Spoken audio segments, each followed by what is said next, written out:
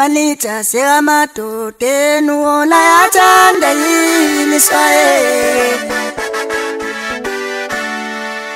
Manita sekamadodeni. Sanibonani wengane zayo ke nginibekele phinde futhi nginamukele ku channel ehamba phambili gezo. Mina ke ngimfeze ngithuthunga kakhulu bathi la sibona ama-comment mhlawumbe makuthi usemusha kuleli khasi uzophinde ngicela usubscribe ungakhohlwa ukucomment nokulike kanjalo futhi ke nokushare kukhona okukhulu kunakho konke. Ebafethu ziyakhala lapha ezinkundleni zokuxhumana impi yethu kasukile umdumazi lapha usevele ke wagadla lapha nakwensizwa lapha nonjogo kodwa ugadla ke isinyelelo ubona ngabalandeli nje sebembuyisa ukuthi uyabona bayibona inkulumo yakhe ibhekephi. Umdumazi kule post efake lapha ekhasini ku Facebook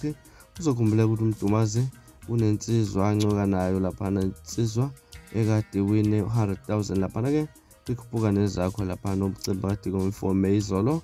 eThekwini Courage Fontaine unjogo umfoka mbambo lapha lensizwa ke ikhala yamuka nesamba se100,000 idlapha cula abanjengogatshelo uthwasela ikhansela obahubhe lapha insizwa Osminoff siningi insizwa bathe zikhona kulesicoco kodwa ke njengo khala emuka naso lapha ke edla lapha ke insizwa ebibheka kakhulu uthwasela ikhansela ukuthi uyena umuntu ongase ahambe no100,000 ngoba siloko waqala umcimbi yena umuntu ke ebelokhu nje ezibambele unumber 1 lapha uthusa abantu abaningi nje uthusa abantu abaningi ke unjogo nje lapha ukuthatha kwakhe okanye ukunqoba kwakhe kulomcimbi. Umdumazi ke uye ku Facebook wabhala ukuthi kanti inganekwane wasezihlekela lapha ngibona abantu ke lapha ku Facebook be-comment lapha ke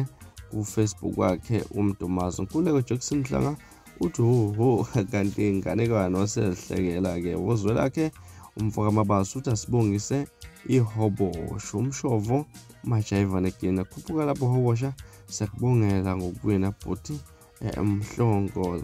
ukukhathala uthi ziyakhala ke la kumaskandi kunzima kakhulu thuthukane uthukuzeni mazibuka uthi awugwajisanga umuntu yini izolo wenkunzi samukela umgadi uthi umgodi ufundise lo mfana ukukhulumela phansi